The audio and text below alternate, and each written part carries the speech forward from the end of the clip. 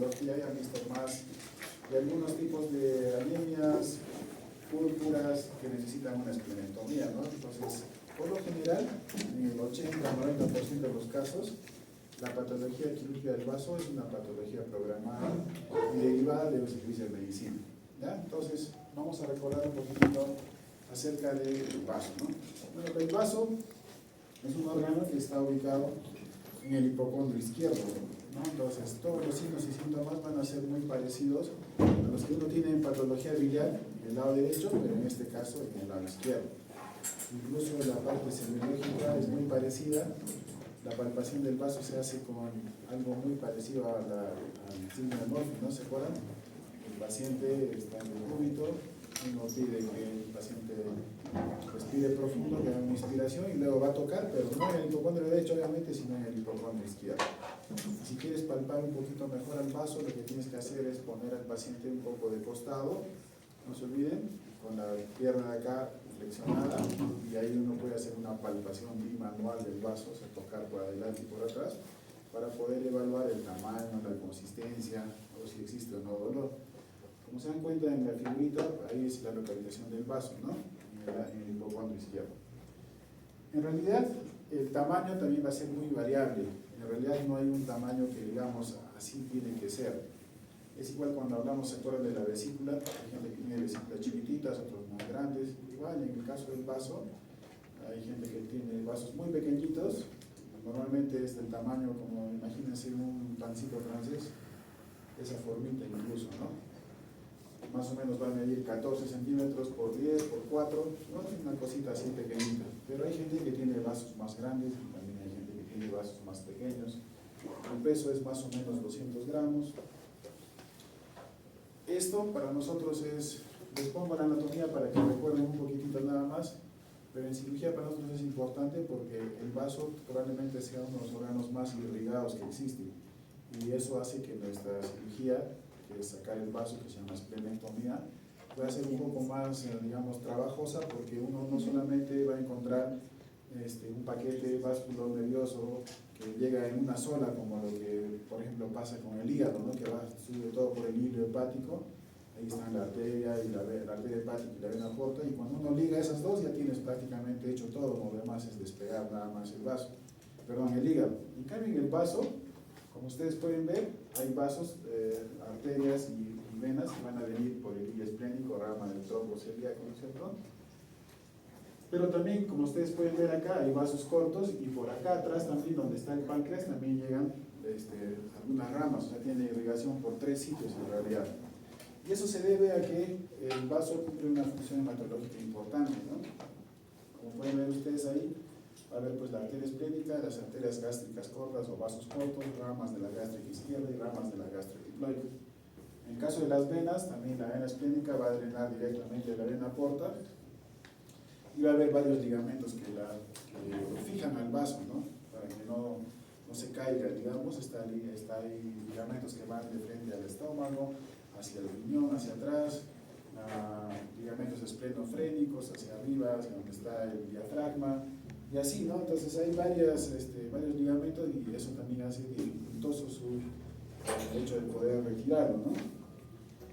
Tiene varias caras, como en esta imagen se les muestra, las caras, recuerdo nada más de anatomía, ¿no? Hay una cara que va hacia el colon, que está dirigido hacia el colon. El otro día operamos con uno de ustedes una micolectomía, y se acuerdan que les dije que había que tener cuidado, porque en eso de despegar el colon, hay algunos vasos también que suben del colon hacia el vaso, y pues eso hace que muchas veces uno, cuando hace micolectomías izquierdas, acaba sacando también el vaso, porque está muy adherido, digamos, e irrigado a través del mismo colon incluso. Hay una cara diafragmática que está en contacto con el diafragma, una cara renal en contacto con los riñones, y una cara gástrica. Entonces se da cuenta que está bien rodeado de varios órganos, lo cual hace, como les decía, un poco difícil la disección durante la cirugía. Solo para recordar. Las funciones, eso sí deben acordarse, porque en base al entender estas funciones, uno va a poder entender algunas enfermedades que suceden y que requieren muchas veces esplenectomía. De acá a un ratito vamos a hablar qué cosa es, por ejemplo, un hiperesplenismo, ¿no? Que va a suceder en algunas digamos que estimula, digamos, esta función de filtro que es la hemocatéresis, que en algunos tipos de anemias, y de hecho vamos a hablar ahora de una anemia en especial que es la anemia falciforme. En algunos tipos de anemias, cuando hay más glóbulos rojos anormales de lo normal, el vaso comienza a funcionar, porque esa es su función, ¿no? Hacer un filtro de la sangre, en otras palabras, y comienza a hiperfuncionar más de lo que debería, ¿no? Es estimulado más de lo que normalmente sucede y comienza a destruir, y por eso es que muchas enfermedades que están relacionadas al vaso van a ir pues con pancitopenias, ¿no? De glóbulos blancos disminuidos, o sea, leucopenia, va a haber anemia y también va a haber trombocitopenia, ¿no? Y por eso es de que el tratamiento en esas patologías es pues retirar el vaso. Otra función es la función de hematopoiesis. El vaso produce sangre, pero durante la gestación, cuando uno está de feto. Después de eso se suspende y solamente vuelve a funcionar eso cuando hay algunos problemas, digamos, tumores, ¿no? De la médula ósea, como son las leucemias, ¿no? En las cuales la médula ósea pierde esa capacidad de producir sangre, entonces el vaso como que quiere complementar, digamos, esa función como una cuestión de supervivencia, ¿no? Entonces ahí vuelve a producir sangre, ¿no? Y además tiene una cuestión inmunitaria, y esto es importante reconocerlo porque cuando nosotros nos sacan el vaso, pues nuestras defensas, nuestra función inmunitaria va a disminuir terriblemente. Por eso es de que, como vamos a ver al final de la clase, una de las cosas más importantes que ustedes deben tener en consideración cuando sacamos el vaso es hacer la vacunación post-esplenectomía, que tiene todo un esquema de vacunación, que lo vamos a ver de acá un ratito, acabando la clase, ¿no? Al final. Entonces, esas son las tres funciones que tiene el vaso.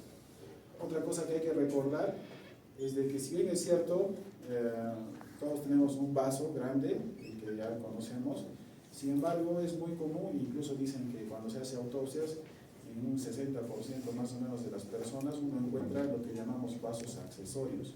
Eso se van a encontrar por lo general en el epiplo, envueltos en el epiplo, van a ver pedacitos, como el que ustedes están viendo acá, ojalá lo puedan ver. Acá hay un vaso chiquitito, acá hay otro vaso, y al fondo está el vaso firme, digamos, ¿no? Entonces a eso se llaman vasos accesorios, y eso hay que tener cuidado, porque en esos pacientes que tienen hiperesplenismo, si yo les saco el vaso grande y me olvido de los chiquititos, esos chiquititos van a comenzar a crecer cada vez un poco más, un poco más, un poco más, y van a volver a tener ese mismo problema, ¿no? Entonces podría ser perjudicial, digamos, en casos de, por ejemplo, anemias falciformes o algún tipo de púrpura trombocitopénica idiopática, ¿no? Que eso es algo, digamos, que iría en nuestra contra, ¿no? Sin embargo, esa capacidad de hacer vasos accesorios también a veces puede ir en nuestro favor. ¿Y dónde le van a escuchar eso? Por ejemplo, en pacientes que han tenido traumas esplénicos, que tienen el vaso completamente destrozado. A veces hay que sacar el vaso, pero nosotros agarramos y pedacitos de vaso los hacemos como bolsitas con el epiplo y lo ponemos ahí como haciendo un trasplante, ¿no? Un autotrasplante, digamos, sacar esos pedacitos que están destrozados, pero los volvemos a injertar, digamos, en el mismo epiplo para que ese vaso comience, como si fuera un vaso accesorio, comience a funcionar y no pierda en una persona normal, estoy hablando, ¿no? De un paciente que ha tenido un trauma esplénico, por ejemplo, ¿no? Entonces puede ir en nuestra contra como puede ir en nuestro favor también, dependiendo de la patología. Pero es bueno que recuerden que es normal, digamos, encontrar vasos accesorios. Entonces, ¿a qué viene eso? Porque justamente cuando ustedes tengan, por ahí les toca un paciente con, por ejemplo, púrpura trombocitopénica idiopática y le hacen tomografía, es importante que sean muy cuidadosos en visualizar la existencia de vasos accesorios para poder operar y sacar no solamente el vaso grande, sino también esos pequeños vasos accesorios, ¿no? ¿Me entiende, verdad? ¿Ya? Entonces es importante que ustedes sepan que existen también estas anomalías que se llaman vasos accesorios. Entonces, algunos términos para continuar. Esplenosis, lo que les decía, ¿no? Es un autotrasplante heterotópico de tejido esplénico como resultado de una ruptura del vaso, lo que les estaba comentando ahorita.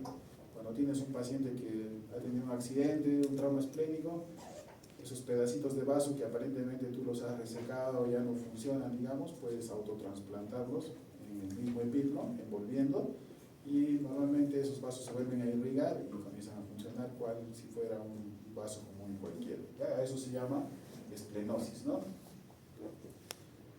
Hiperesplenismo, lo que hablamos hace un rato, que es un trastorno en el cual el vaso se hace cada vez más activo, ¿no? Entonces se ve estimulado por algunas patologías, por ejemplo anemias, algunos tipos de anemias, las púrpuras, en las cuales el vaso comienza a funcionar más de lo normal, digamos, y comienza a atrapar más de lo normal glóbulos, células sanguíneas, incluso ya no solamente a las que están viejitas, digamos, no esos glóbulos viejos o deformes, sino también comienza a destrozar también los buenos, ¿no? Entonces comienza a funcionar más de lo normal.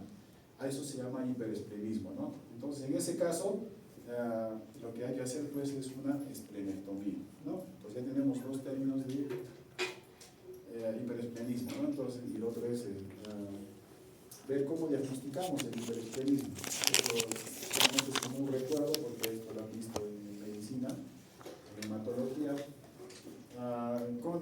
¿Cómo se ve a un paciente que ha tenido hiperesplenismo? Es un paciente que de la nada le comienzan a aparecer equimosis, ¿no? En diferentes zonas hay sangrados, a veces incluso sangrados de hemorragia digestiva acompañada, o incluso hemorragias en zonas visibles, ¿no? Por ejemplo, encías, ¿no? Comienzan de la nada, comienzan a sangrar. ¿Y por qué se da? Porque como el vaso está funcionando más de lo normal, está destrozando plaquetas, y por eso es de que existe pues, una trombocitopenia severa.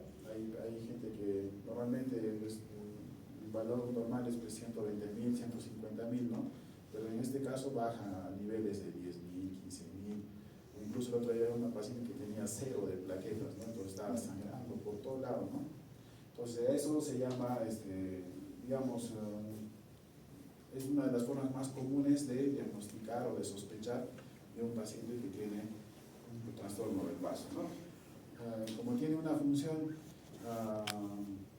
inmunitaria, también estos pacientes son susceptibles a enfermedades infecciosas, siempre están con procesos virales o cualquier cosa respiratoria, los agarra más fuerte de lo normal, digamos, ¿no? Porque el vaso no está funcionando adecuadamente. En estos pacientes se da fiebre de origen desconocido, en algunos pacientes taquicardia, ulceraciones en la boca, en las piernas, en los pies, dolor en el hipocondrio izquierdo, y a veces como el vaso es muy grande porque está comenzando a crecer más de lo normal, a veces comprime el estómago, y como comprime el estómago da la sensación de saciedad precoz, ¿no? Son pacientes que comen y al toque ya están vomitando, ¿no? ¿Cómo se hace el examen físico? Pues ya saben lo que hemos visto, la palpación bimanual del vaso nos va a ayudar a diagnosticar o a sospechar de esplenomegalia. En algunos pacientes hay soplos, y respecto a exámenes de sangre que se hacen, pues uno va a encontrar lo que llamamos pancitopenia, ¿no? O sea, puede haber leucopenia, que es glóbulos blancos disminuidos, puede haber anemia, que es hematocrito disminuido, ¿no? Glóbulos rojos disminuidos, y trombocitopenia, que es lo más común, que es una plaquetopenia severa, ¿no? Depende. Lo que también podemos ver es, se puede solicitar en estos casos, es aspirar la médula. Eso lo hacen los hematólogos, hacen una aspiración de médula, a veces primero hacen una lámina periférica, y con eso sospechan de otras enfermedades dependiendo de las características de los glóbulos blancos, rojos, de la predominancia de uno u otro. Va a encontrar pues casos de leucemias, linfomas y algunos tipos de metástasis de algún tipo de cáncer, ¿no? Otra enfermedad que deben acordarse. ¿Y por qué deben acordarse? Porque estas son enfermedades, la púrpura trombocitopénica idiopática, que está relacionada a infecciones virales muchas veces. Es una enfermedad que cursa con pancitopenias severas, en especial trombocitopenias, plaquetopenias, ¿no? Y es un paciente que tiene, pues, su debut es con equimosis, ¿no? Por todo el cuerpo, ¿no? Generalmente se presenta en edades extremas o en niños pequeñitos, que se relaciona más a cuestiones virales, y también en personas adultas y adultas mayores, ¿no? Entonces los extremos de la vida son donde más se van a presentar púrpuras trombocitopénicas, y probablemente esta la jalamos o la estudiamos en cirugía porque es la causa más común de esplenectomías programadas. Entonces para nosotros es normal, digamos, recibir interconsultas de hematología de púrpuras, como saben ustedes, al inicio el manejo es a través de corticoterapia, ¿no? Pero hay pacientes que no responden a los corticoides, y cuando no responden a los corticoides, lo que corresponde es recurrir a la cirugía. En Especialmente los niños son los que mejor van con tratamiento médico. En cambio, los adultos no responden tanto al tratamiento médico y lo que corresponde es hacer pues esplenectomía. Por eso es que la nombro en la clase. Esta es una, igual que hay una exposición de ustedes de trauma abdominal, pero también igual, ¿no? La esplenectomía está indicada en algunos casos de traumas esplénicos. Sin embargo, no todos los traumas esplénicos son quirúrgicos, por eso es que lo nombro acá antes de la esplenectomía, porque algunos de ellos requieren solamente manejo conservador, ¿no? ¿Y en quiénes está indicado el manejo conservador? O sea, en quienes solamente hay que observar, no hay que operar, sino solamente dar tratamiento para el dolor, o si tiene algún grado de anemia, hacer transfusiones o rehidratar en casos de shock, qué sé yo, darle tratamiento conservador nada más, ¿no? Como lo que dice ahí. Entonces, ¿en quiénes? En todos estos pacientes, ¿no? Pacientes que están estables hemodinámicamente, los que tienen una monitorización adecuada del laboratorio de imágenes. O sea, ¿a qué me refiero? Ahora que van a hacer trauma abdominal, van a ver de que dentro del trauma abdominal hay un manejo imagenológico, se llama EcoFast, que es una ecografía, como su nombre dice, rápida, en la cual se hace una ecografía de los 4 cuadrantes para ver si hay pozos de líquido, ¿no? En este caso sospechando de sangrado, ¿no? Entonces, si uno hace EcoFast continuos, uno está indicado cada 3 horas, cada 6 horas, dependiendo de cómo está el paciente, y si no hay ningún cambio, hay una estabilidad desde el punto de vista imagenológico y laboratorial, o sea, si su hematocrito no está bajando todo el rato, entonces son pacientes que van a requerir solamente observación. De todas maneras, son pacientes que requieren estar manejados en UCI. ¿Han visto ustedes la irrigación que tiene el vaso? Pues si tienes un trauma esplénico, tu probabilidad de sangrar pues es altísima, ¿no? Entonces el riesgo de que entres en shock muy rápidamente es latente, digamos, en todo rato, ¿no? Por eso es que estos pacientes, cuando tengan un trauma esplénico, siempre hagan la interconsulta UCI, porque probablemente ese paciente requiera un manejo más minucioso, digamos, del sangrado, de sus valores de funciones vitales, etcétera, etcétera, ¿no?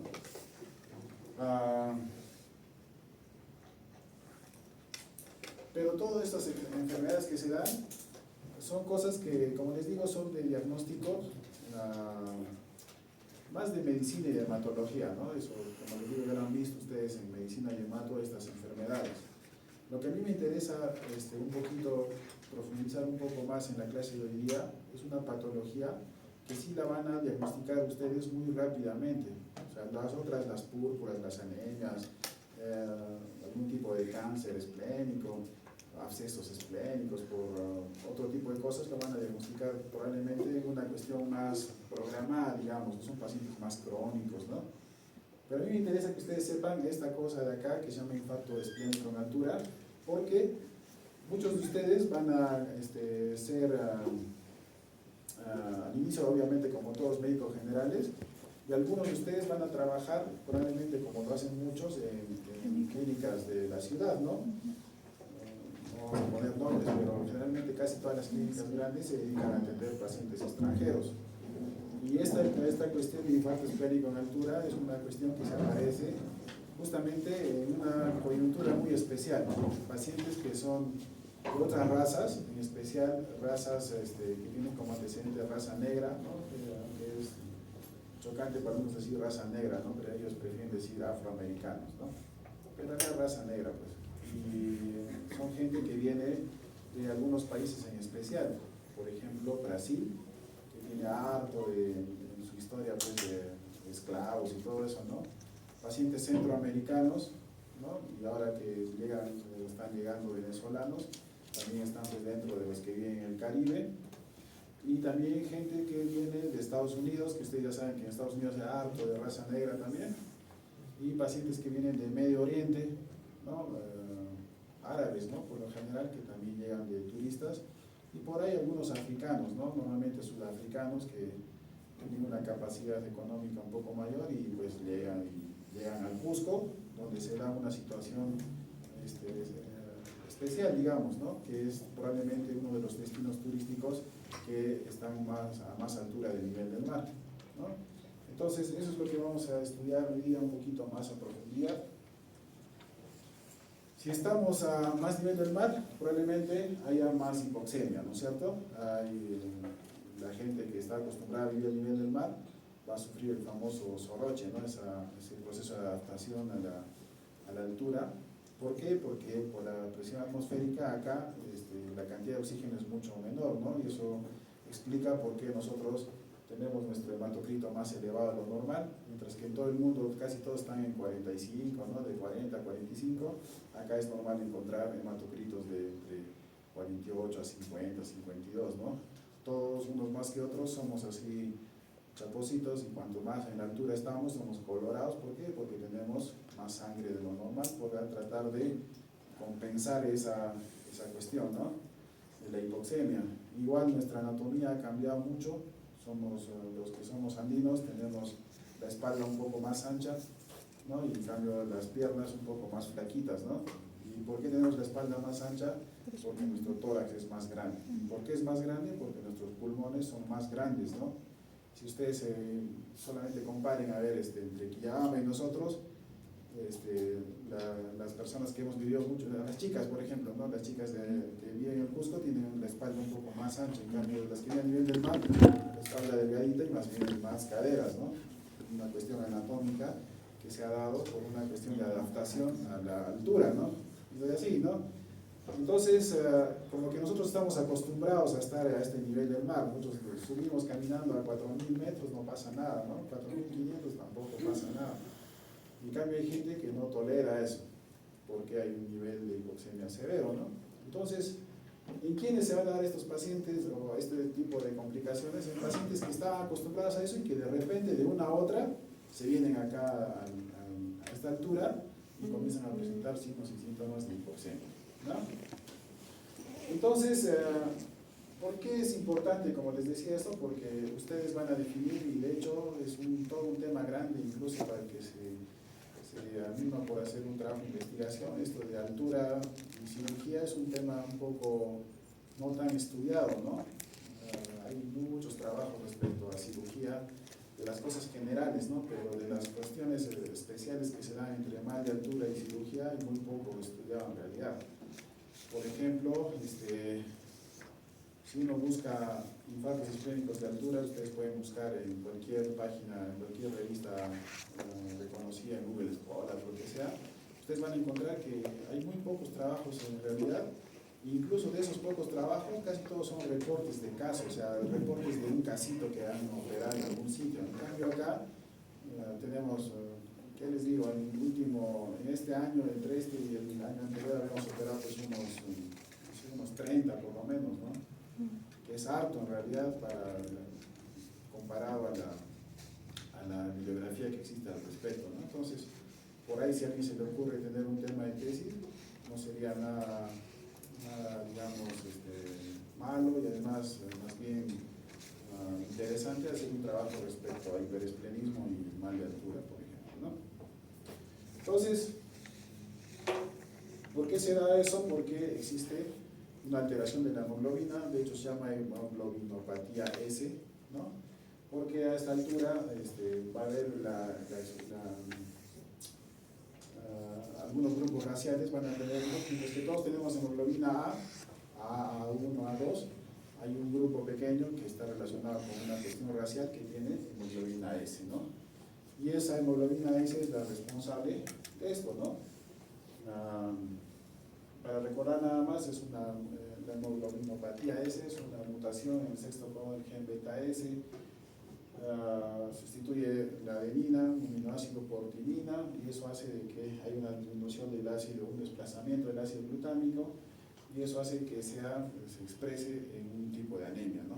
Esta diferencia, ¿no? Solo para recordar nada más, es un rasgo, hay diferentes, hay rasgos heterocigotos, homocigotos, doble heterocigotos, diferentes cosas, ¿no? Para recordar.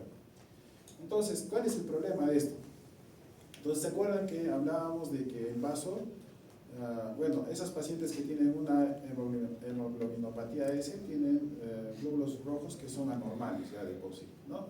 Entonces, ¿qué pasa? Cuando vienen a la altura, comienzan como una forma de compensar esa falta de aire, comienzan a producir más glóbulos rojos de lo normal, y lo que hace el vaso es comenzar a filtrar y atrapar esos glóbulos rojos que son anormales. Y como hay tanto, comienzan a llegar así más de lo normal, comienzan a formarse como unas cadenitas de glóbulos rojos y esos hacen lo que se llama el rasgo falciforme, que es como un bastoncito.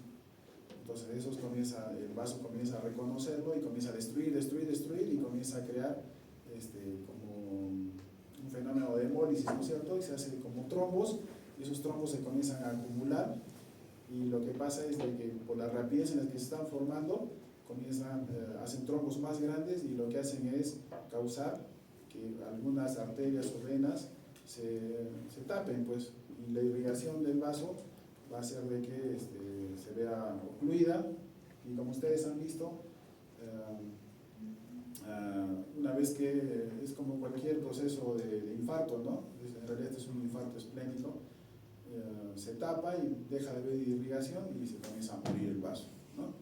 Pero el problema es que no solamente es en el vaso, sino que también puede darse en otros sitios. Así como el vaso es el sitio más común, estos pedazos de trombos también pueden viajar a otros sitios y causar infartos, no solamente en el vaso, sino también, por ejemplo, en los riñones, en los pulmones, en el cerebro, ¿no? Diferentes sitios.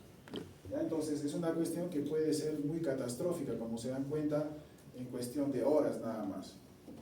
¿Ya? Entonces, esto es lo que les estoy diciendo, ¿no? Una hipoxia marcada en presencia de hemoglobina S va a dar lugar a que los glóbulos rojos se comiencen a amontonar. Eso, como se amontonan, comienza a hacer que la sangre a ese nivel sea más espesa, se comienzan a formar trombos, y esos trombos hacen una agregación, ¿no? Se comienzan a juntar y tapan la irrigación del vaso, ¿no? Esa es la fisiopatología del infarto esplénico. Entonces, esa es la parte, digamos, teórica, a lo que hemos venido. ¿Cómo es este paciente? Entonces, ¿cómo tienen que evaluar a un paciente? Entonces, normalmente cuando les llamen, por lo general, como les digo, son pacientes extranjeros. ¿Ya? Entonces, tu primer paso, digamos, ¿de dónde es el paciente? Entonces, tú es extranjero, ¿de dónde? Entonces, tienes que preguntar. Entonces, ese típico paciente que te va a decir, pues soy de Brasil, soy de República Dominicana, soy de Estados Unidos, y tú lo chequeas, y de por sí ya tiene un aspecto de negrito, en el fondo será rubio, con ojos celestes, así, pero le ves medio crespito, así. Entonces, en el fondo, en sus antecedentes, hay raza negra, ¿no? Ya peor si te toca un moreno de esos, ya al toque ya te estás dando cuenta de que ya tiene un factor de riesgo, ¿no? Siguiente. ¿Cuál es el signo y síntoma más común? Es dolor abdominal en el lado izquierdo. Pero no es un dolor abdominal común y cualquiera, sino que te va a decir, yo estaba normal ahora, pero de repente tomé mi avión, llego al Cusco y a las 2 horas de repente me comenzó a doler, así de la nada. Dolor en el hipocondrio izquierdo. Así como lo duele la vesícula en el lado derecho, este va a doler en el lado izquierdo, ¿no?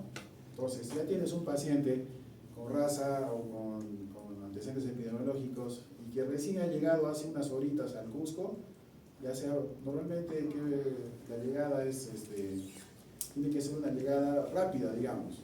Entonces, ¿a qué me refiero rápida? Avión, ¿no? Llegan en avión, ustedes saben que el avión es presurizado, no hay problema, el avión puede subir a 10.000 pies arriba y no pasa nada porque está presurizado. Pero llegan al Cusco y de repente no hay acá pues presurización del ambiente, ¿no? Entonces llegan y la presión atmosférica es bajísima, entonces ahí es donde genera todo el problema. O la otra clásica es de brasileros en especial, que gente joven, por lo general esta es una enfermedad que afecta más a gente joven, que vienen en moto.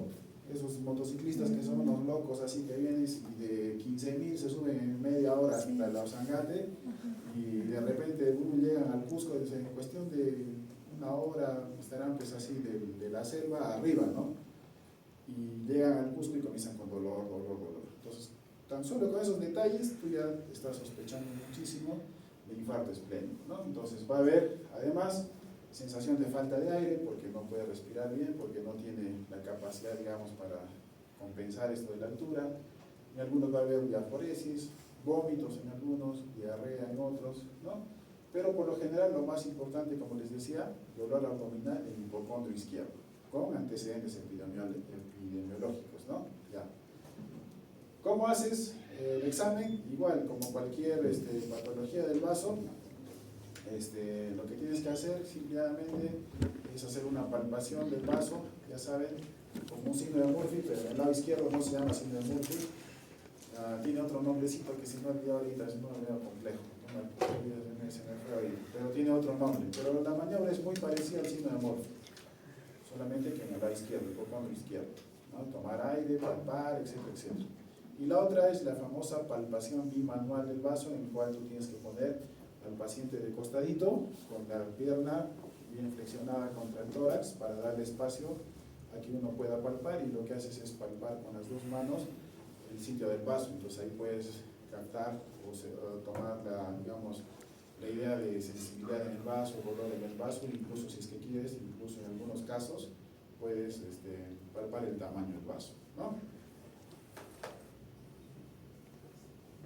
Lo que les decía, ¿no? Por lo general, ¿en quiénes tienes que sospechar? Pacientes jóvenes, entre 18 y 34 años, que son los que más viajan en realidad, ¿no? Pacientes de género masculino por lo general. Hay muy pocos casos.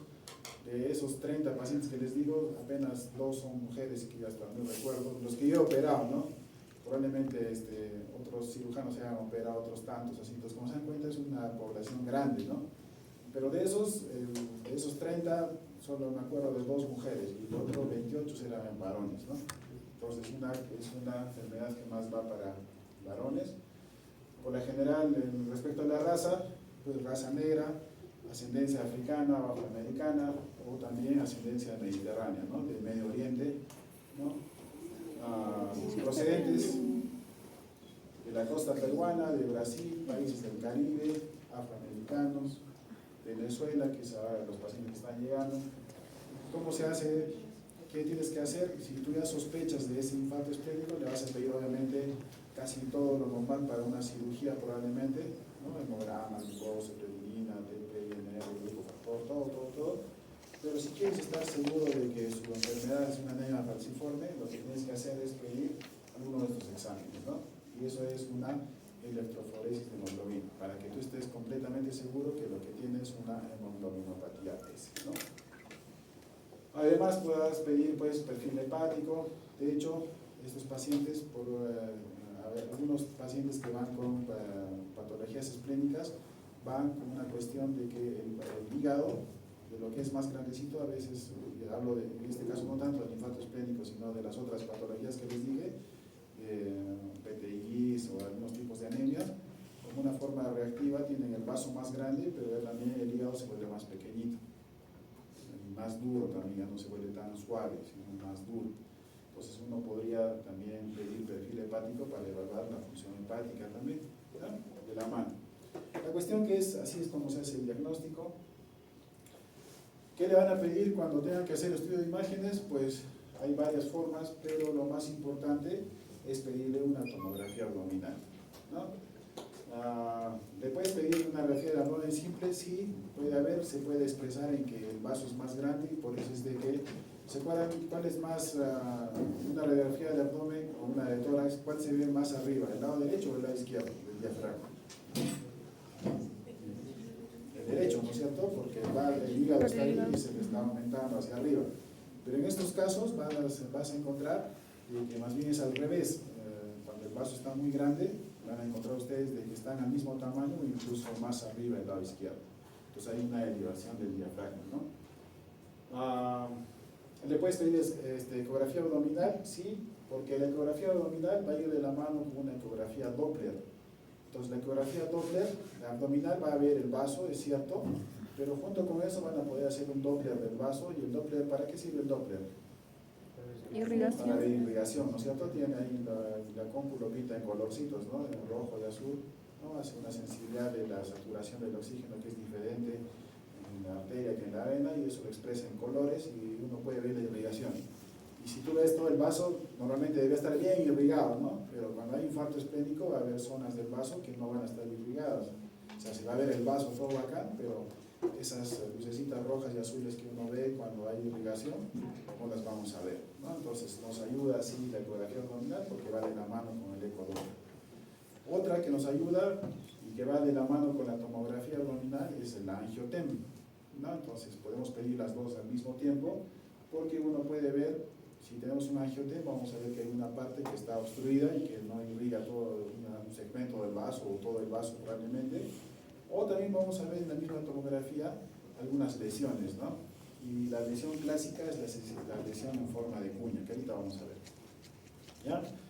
Entonces, ¿qué le van a pedir? Una tomografía. Porque la tomografía nos va a ayudar no solamente a ver el vaso mismo, sino, ¿qué cosa? ¿Se acuerdan que hablamos de los vasos accesorios? Entonces nos va a ayudar de mejor manera. ¿Ya? La mejor forma de ver vasos accesorios es a través de una tomografía con contraste. Entonces, si yo tengo el problema que es el vaso, yo tendré que ser muy cuidadoso en sacar también esos vasitos, ¿no? Los vasos pequeñitos, ¿no? Entonces, para eso nos ayuda mucho la tomografía y de hecho eso nos va a ayudar a tomar la decisión.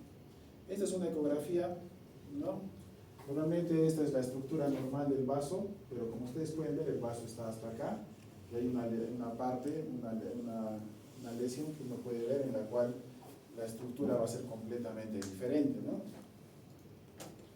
Este es el famoso Doppler que les decía, que nos va a ayudar también junto a la ecografía, ¿no? En esta parte, que es la parte, acá está llegando bien la sangre, pero acá, ¿no? En la parte más superficial, digamos, del vaso, es una parte donde no llega irrigación y uno puede ver, ¿no? Y lo que nos ayuda, pues, es la tomografía, ¿no? Y como ustedes ven acácito, este es el vaso. Cuando ustedes vean vaso, les va a ayudar mucho a comparar la consistencia o la apariencia del vaso con el hígado. Son muy parecidas, como se pueden dar cuenta ustedes. Esta parte del vaso es vaso normal y el hígado que está acá tiene más o menos la misma apariencia, ¿no? Entonces, cuando ustedes vean una tomografía, siempre comparen el hígado con el vaso, porque eso les va a ayudar a darse cuenta en uno o en el otro lado las cosas que son anormales, ¿no? Como se dan cuenta ustedes, esta parte del vaso no tiene nada que ver con esto, ¿no es cierto? O con el resto. Entonces ahí, esta zona es la zona de infarto, o como acá también, ¿no? Bien. Ahí pueden ver cómo se ve la diferencia o la zona del infarto esplénico. Estos son trabajos, miren, como se dan cuenta, es así, un trabajito de un paciente, ¿no? Esto es lo que más van a encontrar si es que buscan. Por eso les decía, si a alguien se le interesa en hacer su trabajo de tesis al respecto, bueno, chévere, porque tienes un trabajo nuevo, innovador, y es medicina de altura, que es algo que llama mucho la atención, ¿no? Fácilmente, para que llegues a una revista y lo puedas publicar o incluso, ¿no? Porque es un trabajo interesante. Pero bueno, igual, miren, fíjense acá ya la zona del infarto es mucho más grande, más o menos. ¿Por qué es importante la tomografía? Porque nos ayuda a definir qué porcentaje de vaso está implicado, digamos, ¿no? Entonces, por ejemplo, acá cuánto más o menos será, pues como un 70-80% del vaso que está infartado, ¿no es cierto? ¿Ya? Entonces, y así, igual acá, miren, acá es más pequeñito ya también, ¿no? Acá es uno, pero acá tiene, miren, estas lesiones acá, y si ustedes pueden ver, tiene diferentes foquitos en otros sitios también, ¿no? Entonces, así, y entonces la tomografía les va a ayudar mucho a ver eso. Entonces, una vez que tú has sospechado y que tienes el diagnóstico, digamos, tomográfico y clínico del infarto esplénico, entonces, ¿qué cosa es lo que tienes que hacer? Tú como médico, ¿qué es lo que tienes que hacer? Es lo siguiente. Tienes dos opciones, o hacer un tratamiento conservador o hacer un tratamiento quirúrgico. Y para eso nos va a ayudar mucho, volviendo atrás, la tomografía. Porque el tratamiento conservador se va a dar en pacientes que tienen una, digamos, afectación del vaso menor a la cuarta parte, ¿no? Más o menos de un 30% para abajo, mi manejo tiene que ser conservador. Entonces, ¿cuál es el principal problema del paciente? ¿Qué es lo que le ha originado? La altura, ¿no es cierto? Entonces, ¿qué tienes que hacer con ese paciente? Descender. Regresarlo a nivel del mar. Eso es lo básico, lo más importante de todo el tiempo. Entonces, es un paciente que agarras y ¿qué es lo que le falta? Oxígeno. Entonces, ¿qué tienes que hacer? Ponerle oxígeno así, pero a dosis así en las cuales no necesite estar respirando mucho para no seguir estimulando a que su anemia falciforme se exprese aún más todavía, ¿no es cierto? Entonces, ¿qué le tienes que hacer? Ponerle oxígeno para que su saturación esté siempre por encima del 95%, Inclusive se sugiere que esos pacientes en sesiones de cámara hiperbárica constantes hasta que se cumpla su regreso al nivel del mar, ¿no? Lamentablemente estamos en el Perú y en el Perú pues no es como en otros sitios que llamas un helicóptero y se lo llevan al paciente, ¿no? Acá tienes que esperar todavía. Sí hay ambulancias aéreas, de hecho los seguros internacionales tienen convenios con ambulancias aéreas, pero hay que esperar que el seguro llame a la ambulancia, que la ambulancia apruebe, que su seguro le valga, y después de eso viene, después de 2 horas, parte de Lima, y como es una avioneta, no llega como un Boeing en 50 minutos, en 1 hora, sino llega en 1 hora y media, 1 hora 50 a veces, ¿no? Entonces te toman como 4 o 5 horas para que, en el mejor de los casos, venga una ambulancia aérea, ¿no? Para llevarse al paciente. Pues mientras tanto, ¿qué tienes que hacer? Pues hidratarlo bien al paciente, le pones una buena vía o incluso 2 vías periféricas porque lo tienes que hidratar bien, le tienes que hacer oxígeno suplementario, y si tú sabes, obviamente si está con dolor, le pones analgésico.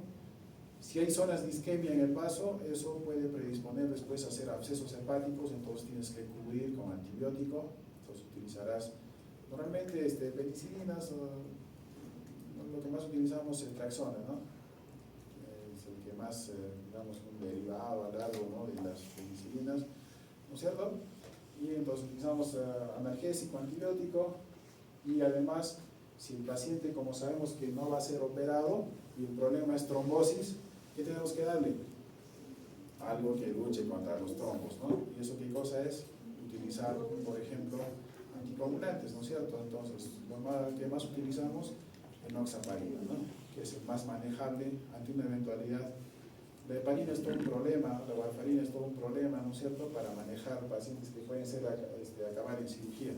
Porque si bien es cierto, este paciente, cuando tú lo observas, puede tener un 20-25% de infarto, eso no significa que en las horas próximas ese infarto no pueda aumentar, y que a pesar de que le estás volviendo al nivel del mar y todo eso, pues son pacientes que pueden acabar de todas maneras en cirugía, ¿no? Entonces, la que se maneja más, se presta más para esos manejos pre y post quirúrgicos es la enoxaparina. De hecho, cuando hablamos de pacientes, preparación del paciente quirúrgico, ¿se acuerdan de pacientes que utilizaban heparina o warfarina? Lo que se hacía al paciente era primero pasarlo a enoxaparina, porque la enoxaparina tiene la ventaja de que la podemos suspender 12 horas o incluso hasta, dicen, 6 horas previas a la cirugía, ¿no? Entonces es más manejable, ¿ya? Entonces, si tú sabes que tu paciente va a regresar a nivel del mar, lo que haces es utilizar tromboprofilaxis, enoxaparina, le pones de 40 a 60 microgramos cada 12 horas vía subcutánea, y además le das analgésico, antibiótico, ¿no? Y, digamos, es un manejo de los síntomas, ¿no es cierto? Y lo más importante, darle oxígeno, ¿no? Oxígeno a dosis altas para que su curación siempre esté por encima del 95%. Pero en otros pacientes, cuando ya comienza a haber el infarto que es más grande, cuando ya hablamos de un infarto de un 40-50% para arriba, los trombos comienzan a acumularse, y se hace infarto, y comienza a crecer y crecer y crecer, y vas a tener un vaso gigante, pues. ¿Y cuál es el riesgo de un vaso gigante que está creciendo y que se está tapando, y la sangre llega, y como han visto ustedes, la irrigación del vaso, ¿cómo era? Llegaba por un lado, pero también había vasos por aquí, vasos por allá, ¿no? Entonces, en un paciente tapado le sigue llegando sangre, y se va creciendo un poco más. ¿Y cuál es el riesgo? Que una de esas haga ruptura esplénica espontánea. O sea, se rompa el vaso, y ahí sí nos fregamos porque salen los trombos, todo, y comienza a sangrar como miércoles, ¿no? Entonces, esa va a ser una indicación de cirugía de emergencia. Cuando tiene un infarto esplénico grande, se opera, no porque se haya isquemizado, nada, porque al final eso puede fibrosarse y todo chévere, ¿no? Sino porque el riesgo más grande es de que el vaso se rompa, haga una ruptura esplénica. Entonces, por eso se opera, y en ese caso, pues el tratamiento es quirúrgico, y por eso era la intención de esta clase, de que ustedes sepan de que algunos tipos de anemias, como es el caso de la anemia falciforme, puede acabar en esplenectomía de emergencia. Entonces, la anemia falciforme también se conoce, y cuando hablen con gringos, ellos no te van a decir, algunos conocen como rasgo falciforme, en especial los americanos, pero en el resto de otros sitios lo van a conocer en inglés como un nombre que se llama sickle cell, ¿no? Sickle cell. Entonces, algunos dicen, ¿no? En mi familia hay sickle cell, ¿ya? Entonces ya sabes que eso es rasgo falciforme, ¿ya? Entonces, ¿cómo evoluciona el infarto esplénico? Como les decía, puede haber un infarto agudo focal no complicado, que es el que lo tienes que regresar al nivel del mar, o puede haber pues un infarto masivo, que es el que ya se opera, y mucho más cuando hay una disolución capsular, pues conocida como ruptura espontánea del vaso. Entonces, ambas, tanto el infarto masivo como la ruptura espontánea, son cirugías de emergencia, ¿no? En esos casos se llama esplenectomía. Entonces, ya volviendo en general a lo que ya sea por púrpura, por hiperesplenismo de otras causas, por abscesos esplénicos o por todas las patologías que ustedes ya conocen, en algunos casos hay que hacer esplenectomía. Así como había colecistectomía, todo lo que acá en ectomía es sacar, ¿no? Gastrectomía, colecistectomía, colectomía, en este caso sacar el vaso se llama esplenectomía, ¿no? Entonces, la esplenectomía se va a dar tiene diferentes indicaciones, como ven ustedes acá. Hay desde la esplenectomía diagnóstica hasta algunos tipos de alteraciones en glóbulos rojos, ahí están esferocitosis, hemoglobinopatías, es lo que les decía, ¿no? Sickle cell, que es la anemia falciforme. Va a haber otros tipos de adquiridas, como las autoinmunes, como las policitemias veras, las púrpuras trombocitopénicas idiopáticas, trombóticas, alteraciones de glóbulos blancos, síndromes mieloproliferativos, enfermedades por depósitos infiltrativos, síndrome de Feld y sarcoidosis, ¿no? Y así, todo un manejo de indicaciones, digamos, desde el punto de vista médico. Desde el punto de vista quirúrgico, algunas lesiones. ¿Se acuerdan cuando hablamos de hidratidosis hepática? También hay hidratidosis esplénica. No es tan común, pero sí hemos visto casos de hidratidosis esplénica, ¿no? Entonces, dependiendo de la afectación del vaso, en algunos casos no solamente hay que sacar el quiste, sino también todo el vaso, ¿no? Va a haber también tumores, el infarto esplénico que hemos hablado hace un momento, abscesos, algunos tipos de malformaciones arteriovenosas, algunos tipos de aneurismas, hipertensiones portales, lo que les decía, hay una comunicación, digamos, por una cuestión de irrigación y de drenaje del sistema venoso hacia la vena porta, como es el vaso y el hígado, que comparten, digamos. Entonces, algunas alteraciones del vaso o del hígado se comunican entre ellas, digamos, y por eso es de que es normal a veces encontrar esplenomegalia junto con hepatomegalia o con alteraciones en la consistencia del hígado o del vaso de uno u otro lado, ¿no? Entonces, a veces también es necesario. Los vasos errantes o vasos accesorios y los traumas esplénicos son indicaciones de esplenectomía. Entonces, se dan cuenta que hay muchas patologías en las cuales uno tiene que hacer esplenectomía. Ya recordando, la esplenectomía pues es algo que es un poco complicada a veces porque es un órgano, si bien es cierto es así todo, uno lo toca, es bien bonito, pero es igual que el hígado, incluso un poco más, que si lo ajustas más de lo normal o lo jaloneas más de lo normal, se desgarra rápidamente y es un órgano muy frágil. Es un vaso, pues, ¿no? Como un vaso. Si lo jalas mucho, lo ajustas mucho, se rompe, ¿ya?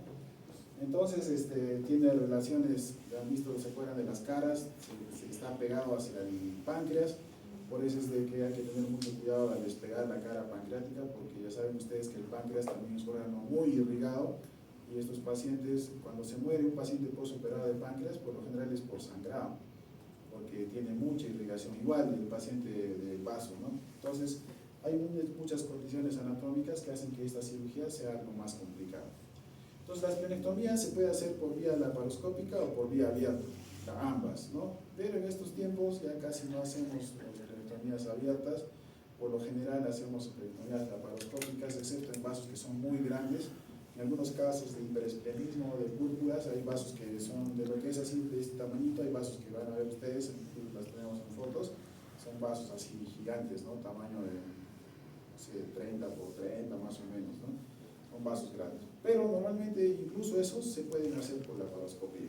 Es cuestión de un poco de tener paciencia, un poco de habilidad y felizmente tecnología, ¿no? Entonces ahora, ¿se acuerdan cuando, creo que todos han visto suturas mecánicas, ¿no? Lo que utilizamos en el intestino? Igualito hay suturas mecánicas para vasos, suturas se llaman suturas vasculares, que están hechos de grapitas que son más finitas todavía para poder sellar arterias y venas, ¿no? Que es diferente a sellar intestinos, ¿no? Que tienen la pared un poco más gruesa, ¿no? Normalmente, ¿se acuerdan de los colores? Cuando los que han entrado sí, creo que todos han entrado ya a usar sutura mecánica, han visto, ¿no es cierto? Les mostré que escogíamos colores rojo, amarillo, Sí. verde. Estas suturas, en cambio, son las suturas vasculares, las van a reconocer ustedes porque son suturas de color blanco, ya está estandarizado eso, ¿ya? Entonces se hace por vía laparoscópica. El punto de las incisiones, este es un paciente que hemos operado, por ejemplo. Acá está muy parecido a la técnica americana de la vesícula, que es a este lado, ¿no es cierto? Solamente que en este lado, en vez de poner este punto en el ombligo, lo ponemos más arriba porque el vaso está por acá arriba. Entonces, si yo pongo muy abajo mi cámara, no me va a dar espacio como para ver el vaso como debería ser. Por eso es que este cortecito que debería estar acá en el ombligo lo subimos acá para que la cámara pueda ver más cerquita y me alcance el espacio adecuado. Esas son imágenes de algunas esplenectomías que hemos hecho. Miren, toda la parte negra y queda un poquitito de vaso nomás acá, ¿no? ¿Se dan cuenta? Un 80% del vaso. Miren, este es otro en el cual el 100% del vaso estaba infartado. Igual miren, 100% del vaso así completamente. Un 60% más o menos, ¿no? Y así, como se dan cuenta, hay varios casos, ¿no? La ventaja de la esplenectomía laparoscópica es igual que la ventaja de la colecistectomía laparoscópica respecto a la abierta. Y mucho más en el vaso todavía, porque sin la vesícula el corte es de este tamañito más o menos, en el vaso, como ustedes pueden ver, a veces el corte es mucho más grande. Hay medianas, subcostales, cosa más grande, porque tienes que meterte más al fondo, ¿no? Porque el vaso está arriba. Entonces, mientras que la esplenectomía tiene cortes chiquititos, la recuperación es mucho más rápida, entonces tiene las mismas ventajas que cualquier cirugía laparoscópica. Esto es importante, chicos, que ustedes manejen en la esplenectomía. Primero, que en postoperatorio hay que hacer un manejo bien de líquidos electrolitos, hay que hacer analgesia, porque en realidad duele, pero no tanto, en realidad, no tanto como uno pensaría.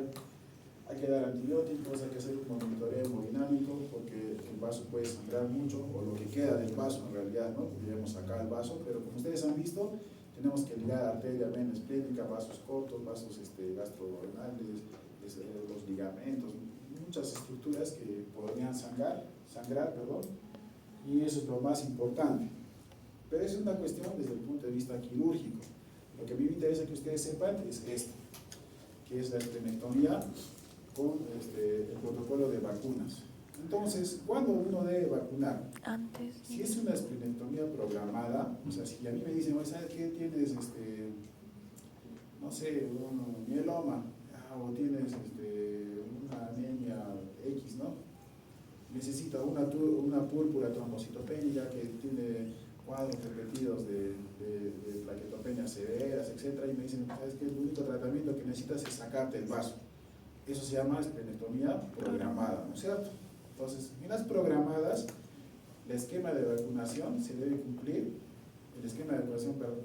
se debe cumplir 14 días antes de la cirugía, antes de la esplenectomía, ¿ya? Entonces, 14 días, no antes, no después, 14 días antes de la cirugía. Y si es una esplenectomía de emergencia, como lo que sucede en el infarto esplénico, no le voy a decir espérese 14 días, ¿no? Lo tengo que operar de emergencia. Entonces, en ese caso, se da 14 días, pero después de la esplenectomía. ¿Ya? Entonces, acuérdense, si es programadas, 14 días antes. Si es de emergencia, 14 días después. ¿Y qué vacunas le van a dar? En realidad, hay todos estos esquemas de vacunas. Entonces, ¿vacunas contra quién? Neumococo, meningococo, hemófilos y profilaxis contra la malaria, ¿no? Y en la primera, eso es lo que el paciente que ha sido esplenectomizado debe recibir. Y los pacientes que han sido operados, ¿qué vacuna tienen que recibir de emergencia, digamos, 14 días antes, programada 14 días antes o de emergencia 14 días después? Son estas vacunas. Entonces, ¿cuáles son? La vacuna antineumocócica, la antimeningococo, antihemófilos y la de la influenza, ¿no? La de la gripe anal. Algunos le aumentan ahí la vacuna de la hepatitis y otros le aumentan la vacuna de la varicela. Entonces, esas. Pero por lo menos, estas son las que tienen que estar en vuestro esquema de vacunación. Entonces ahí viene vuestra orientación, ¿ya? ¿Y por qué se vacunan esas nada más y no el resto? Porque, ¿se acuerdan cuando hablamos de la función del vaso? El vaso afecta o trabaja sobre solamente algunos tipos de bacterias. La forma en la que va a destruir el vaso a estas bacterias es a través de un proceso de ozonización. Y eso solamente se va a dar en algunos tipos de bacterias, no en todos. Entonces, por eso es de que si es que tú no vacunas a estos pacientes pueden tener el riesgo de esto, de hacer una patología que en realidad recién está siendo descrita, no tiene mucho tiempo en realidad, que es un síndrome de sepsis grave que se llama OPSI, está en inglés, es la infección post-esplenectomía, ¿no? Y que cursa con qué, justamente con los que estamos hablando, ¿no? Meningococo, neumococo, que tiene que ver con neumonía, meningitis, sepsis fulminante, ¿no? Entonces, ¿qué hay que hacer? Hay que darle profilaxis antibiótica. Entonces, esos pacientes que les hemos operado de emergencia, por ejemplo, tu paciente de infarto esplénico que lo operaste de emergencia, tienes que darle amoxicilina con ácido clavulánico durante 6 meses, una pastilla diaria, la de 500, ¿no? La de 500, 125, ¿no? Amoxicilina con clavulánico. Esquema, algunos dicen 3 meses, otros dicen 6 meses, ¿no? De 3 a 6 meses tiene que tomar diario, ¿hasta qué? Hasta que otros procesos de inmunidad comiencen a tratar de compensar esa falta de vaso.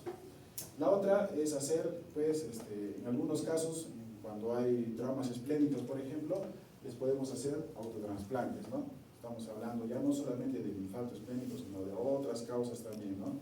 Lo que les decía al inicio, cuando hay infartos, traumas esplénicos y el vaso está reventado en pedacitos, los pedacitos más sanitos, digamos, agarramos y los implantamos en el epiplo, lo pones ahí, lo cierras con el epiplo, le pones unos puntitos, le haces como una canastita con el epiplo. Y esos van a ser como lo que es un injerto de piel, igualito es un injerto de vaso, en otras palabras, y va a funcionar, ¿no? Para que no tengas problemas de hipoesplenismo, ¿no? Y la otra es pues la inmunización profiláctica, ese esquema de vacunación que les he dicho, que se debe dar por única vez y después de eso con refuerzos de manera anual, ¿no? En especial, por ejemplo, para influenza, ¿no? Que es lo que más mata. O lo que ahora último estaba, pues, COVID, ¿no? Aunque el COVID ya está de bajada, como que ya nos hemos acostumbrado al COVID, nos dará cuántas veces más COVID ni cuenta nos hemos dado, pero también estaba entrando en el esquema anual de refuerzos de vacunación a pacientes que han sido post-esplenectomizados. Entonces, como se dan cuenta, esta es una patología que la vamos a ver acá en el Cusco, en especial, o los que trabajan en uno tal vez por ahí, que es una cuestión muy particular, digamos, en nuestro medio, porque somos una ciudad turística y ustedes van a ver, de verdad van a ver más casos de lo que se imaginan de anemias falciformes. Y esto es importante porque incluso la idea que estábamos haciendo con un grupo era de plantear de que hacer, así como acá nos hacen, no sé, pues programas de prevención de cáncer de cuello y de cosas así, en otros países deberían también saber, esos pacientes que viajan, saber hacerse pruebas de sickle cell, ¿no? De hemoglobinopatía S, antes de venir a zonas de altura, ¿no? Porque es una patología, como les digo, que cada vez se hace algo más frecuente, digamos, ¿no? Porque cada vez hay más turistas que están llegando al Cusco y eso hay pues, más exposición de gente que viene, ¿no? Entonces, hay que tener en consideración, ¿ya? Por eso es que en esta clase hemos tocado un poquito de otras enfermedades que tienen como tratamiento una esplenectomía programada, pero en este caso ustedes van a poder ver pacientes que requieren esplenectomías de emergencia, ¿no? Entonces hay que tener en cuenta la probabilidad de infarto esplenectomía. Por ejemplo, cuando estaba estudiante, ni por acá ni sabía que existía, ¿no? Ni sabía, o sea, existía, pero yo nada, porque en mi época no había tanto extranjero como lo que ahora está llegando, ¿no? Ahora cada vez más y más y más, entonces se ve más de estos casos. ¿Ya? Entonces, ¿alguna pregunta? ¿Todo claro? Listo. Entonces, ¿tenemos tiempo para que exponga alguien? No. ¿Cómo hacemos?